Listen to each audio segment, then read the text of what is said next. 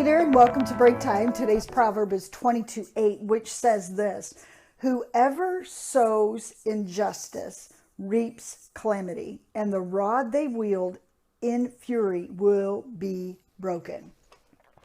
It does seem like, though, at times that this passage isn't true, because it does seem like injustice wins, that there are unjust acts happening all the time.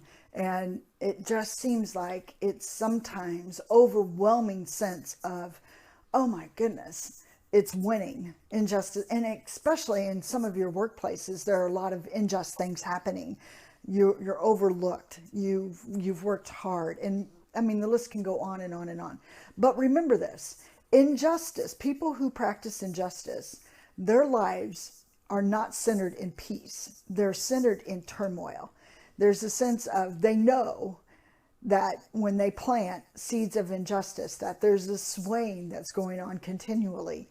There's something that's inside of each and every one of us that knows that when we do something that's unjust, it's not right. And it leaves us in a sense of turmoil. Now, the closer you and I become closer to the Lord, the more that we become sensitized to, I did something that was terribly unjust. And so let's focus on that. What do you do?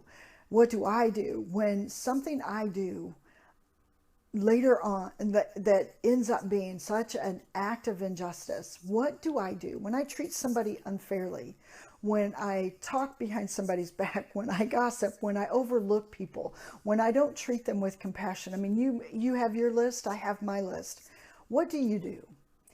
And if you continue on in that state of not making your unjust acts right just, sooner or later, the boat it's like you're inside of a boat, and sooner or later, it's going to start swaying.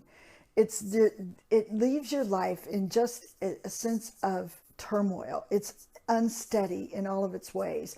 Your path becomes filled with rocks, and it's just not, something's not right. And if that's your life, sit down for just a little while in this passage and ask yourself, have the courage to ask yourself, have I done something that's unjust? Have I treated somebody unfairly?